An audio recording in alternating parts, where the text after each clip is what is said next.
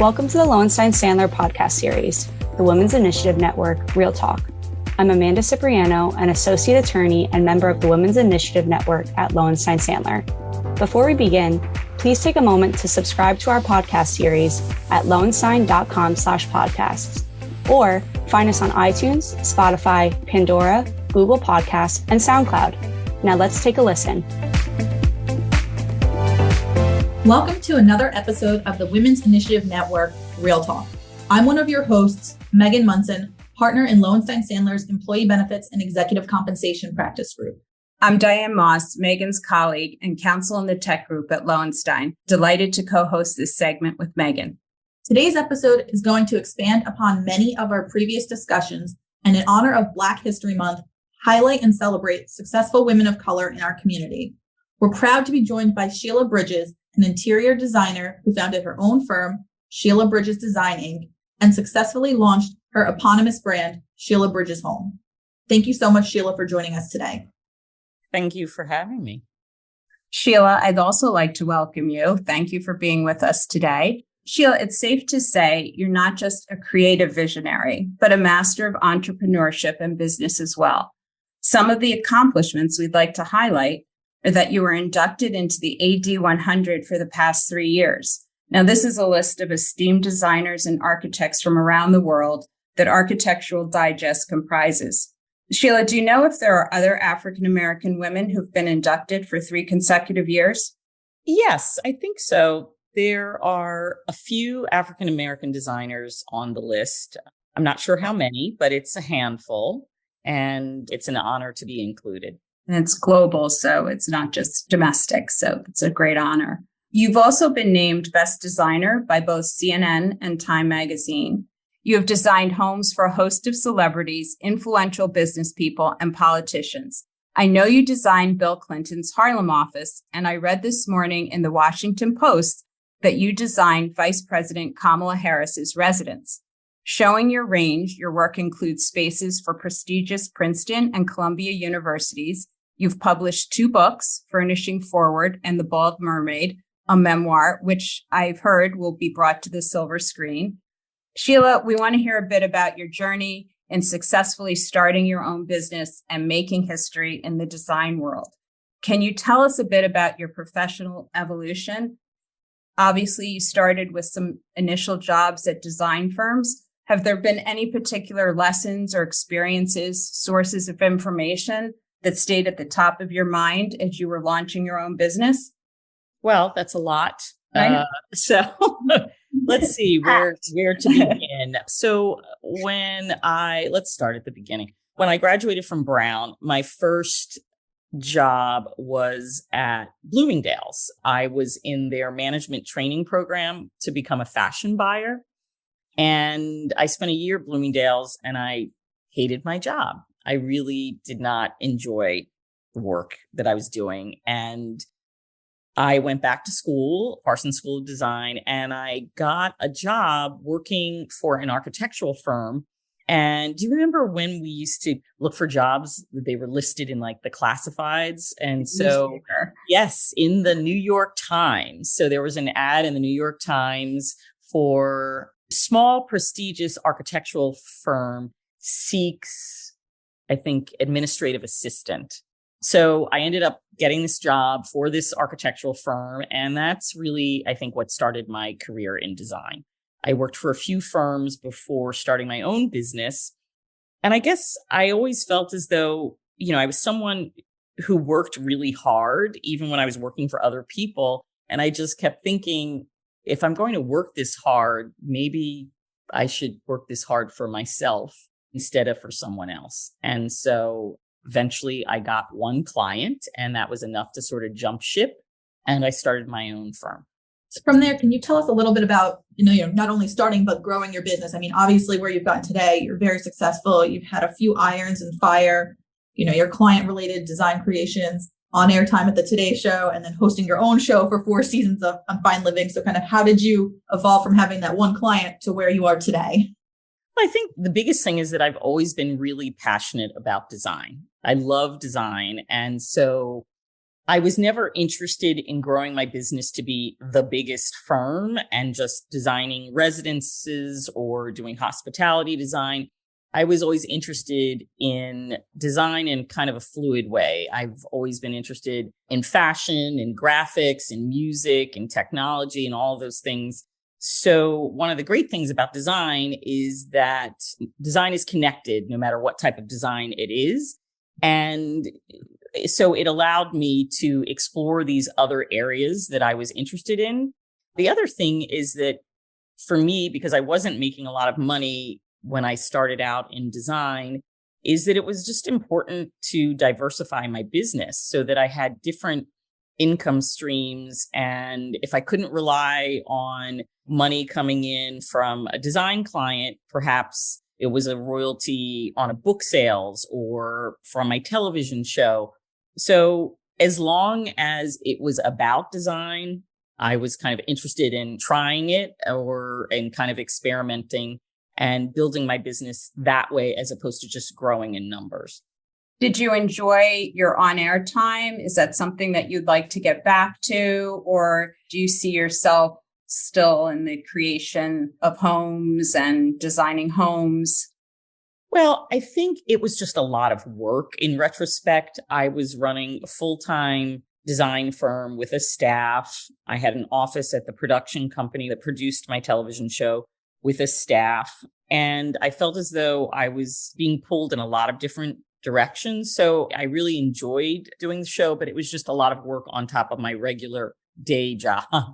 So I think I have to recognize that I get bored sort of easily. And I think that's probably part of the reason why I've always had a lot of irons in the fire. And I think the other thing is that people forget, we all love to learn. And, that's one of the things I miss about being in school. And I think once you reach a certain age, people just assume that you're not really interested in learning something new. And part of the reason I've had all of these different sort of careers within my career is because I'm interested in a lot of different things. And it's stimulating for me to continue to learn and to get better at my craft, I guess. Many people associate you with your Harlem Toile de Jouy, a pattern which you designed that's clearly unique. It's been successful across various markets. It's recognized in the Smithsonian Cooper Hewitt National Design Museum, its permanent collection. So it's part of history. Some of your other work is also represented in museums such as the National Museum of African American History and Culture in Washington and the Philadelphia Museum of Art. So how and why did you develop this iconic toile pattern? What inspired the images? And what's its connection to you and history? I mean, you talk about not being bored. Not everybody can take a design pattern and have it be so impactful. Tell us about that. I think there's a lot there.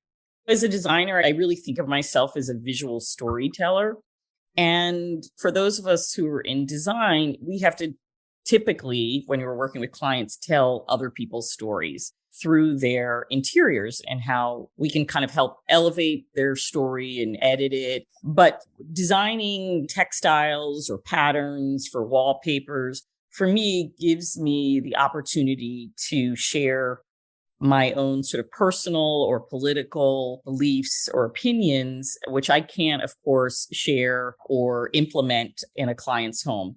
I've always traveled a lot to France. I've always loved toiles and toile de jouy, but I had never been able to find one that really resonated enough to put on my own walls in my own home. So like most designers, if you can't find something you like, you design it. And in 2006, I designed the first sort of iteration. It was a yellow wallpaper, and I designed it for my own kitchen. And when I was printing it, it was a hand screen print. And when it was being printed, the guy who owned the printing company said, "Wow, this is incredible. I've never seen anything like this before. Would you consider having this printed and selling it?" And initially I said no, because it was really just for me. I just felt as though people who looked like me were not represented in a lot of designs, particularly in toiles or toile de jouy.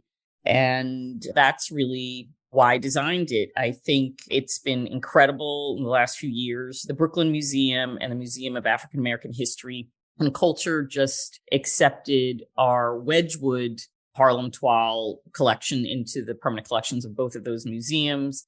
And the wallpaper has been featured in various museums throughout the United States, Canada, and Europe. And I think it's resonated for people because it is about our culture.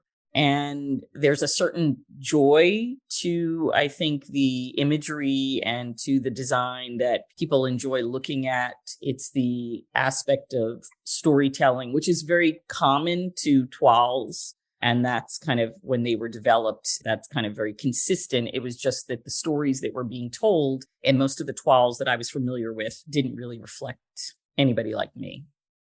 You have managed to leverage Harlem Toile not just through your client-based design work, but in a way that allows all of us to enjoy your products with this hallmark pattern in our homes. Tell us about some of the collaborations you have launched.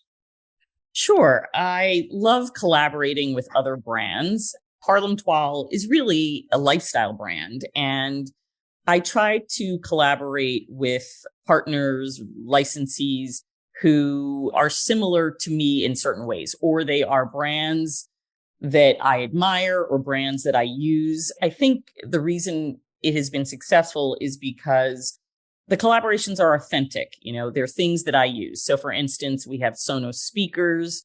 I have Sonos in my home for my stereo. Converse Chuck Taylors. I wear Chuck Taylors or wore Chuck Taylors before we got the toile on the sneakers. I have a collaboration with the Shade Store, so people are able to actually buy that pattern in roller shades as well as draperies, or have Roman shades made for window treatment. And recently launched our collection with Wedgwood last year in 2022. We have candles with Lord de Seraphine, which there are 4 different scents of candles.